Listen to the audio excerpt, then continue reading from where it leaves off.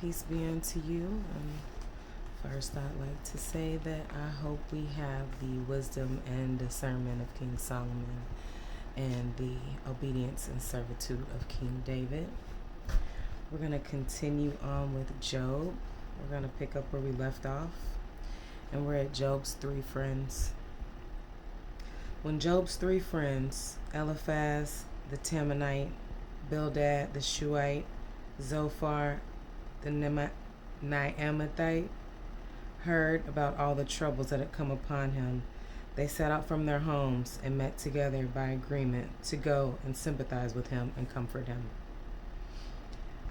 When they saw him from a distance, they could hardly recognize him. They began to weep aloud, and they tore their robes and sprinkled dust on their heads.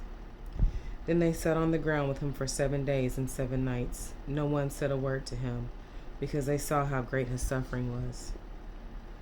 Chapter 3. Job speaks. After this, Job opened his mouth and cursed the day of his birth. He said, "May the day of my birth perish, and the night it was said, a boy is born. That day, may it turn to darkness. May God above not care about it. May no light shine upon it. May darkness and deep shadow claim it once more. May a cloud settle over it. May blackness overwhelm its light. That night, may thick darkness seize it.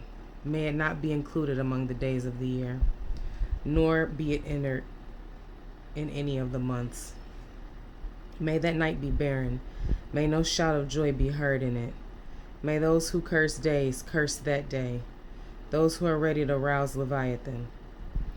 May in the morning stars become dark. May it wait for daylight in vain, and not see the first rays of dawn. For it did not shut the door of the womb on me to hide trouble from my eyes. Why did I not perish at birth, and die as I came from the womb?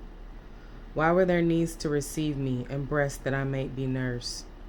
For now I would be lying down in peace. I would be asleep and at rest with kings and counselors of the earth, who built for themselves places now lying in ruins, with rulers who had gold, who filled their houses with silver. Or why was I not hidden in the ground like a stillborn child, like an infant who never saw the light of day? There the wicked cease from turmoil, and there the weary are at rest. Captives also enjoy their ease.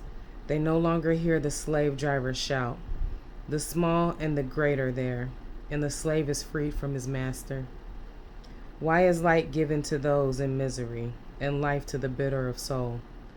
To those who long for death that does not come, who search for it more than for hidden treasures, who are filled with gladness and rejoice when they reach the grave. Why is life given to a man whose way is hidden, whom God has hedged in? For sighting comes to me instead of food. My groans pour out like water. What I fear has come upon me. What I dreaded has happened to me. I have no peace, no quietness. I have no rest, but only turmoil. Eliphaz the Temanite replied, "If someone ventures a word with you, will you be impatient? But who can keep you from speaking? Think have you instructed many, how you have strengthened feeble hands. Your words have supported those who stumble. You have strengthened faltering knees. But now trouble comes to you, and you are discouraged. It strikes you, and you are dismayed. Should not your piety be confidence, and your blameless ways your hope? Consider now, who being innocent has ever perished? Where were the upright ever destroyed? As I have observed, those who plow evil and those who sow trouble reap it. At the breath of God they are destroyed. At the blast of his anger they perish. The lions may roar and growl, yet the teeth of the great lions are broken. The lion perishes for lack of prey, and the cubs of the lioness are scattered. A word was secretly brought to me. My ears caught a whisper of it.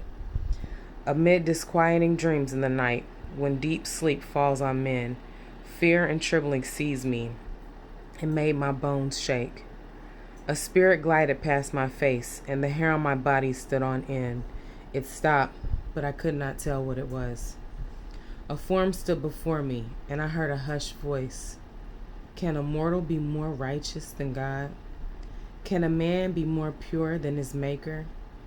If God places no trust in his servants, if he charges his angels with error, how much more those who live in houses of clay, whose foundations are in dust, who are crushed more readily than a moth.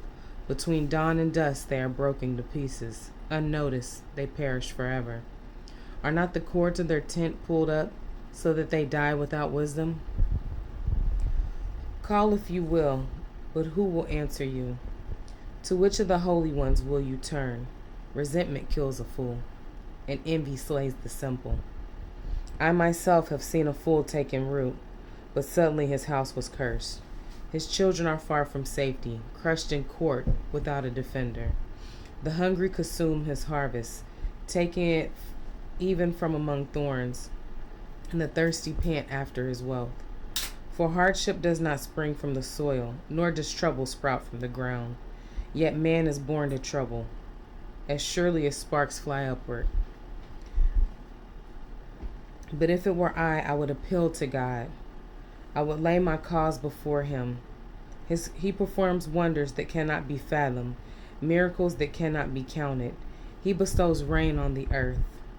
He sends water upon the countryside. The lowly he sets on high, and those who mourn are lifted to safety. He thwarts the plan of the crafty, so that their hands achieve no success. He catches the wise in their craftiness, and the schemes of the wily are swept away. Darkness comes upon them in daytime. At noon they grope as in the night. He saves the needy from the sword in their mouth. He saves them from the clutches of the powerful.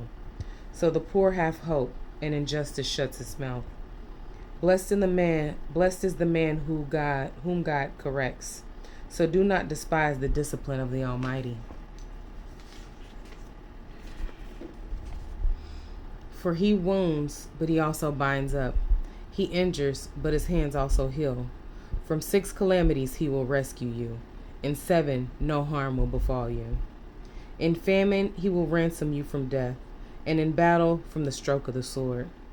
You will be protected from the lash of the tongue, and need not fear when destruction comes. You will laugh at destruction and famine, and need not fear the beasts of the earth. For you will have a covenant with the stones of the field, and the wild animals will be at peace with you. You will know that your tent is secure, and you will take stock of your property and find nothing missing. You will know that your children will be many, and your descendants like the grass of the earth. You will come to the grave in full vigor, like sheaves gathered in season. We have examined this, and it is true, so hear it and apply it to yourself. Until tomorrow, enjoy the full blood moon tonight and the lunar eclipse. Peace be unto you.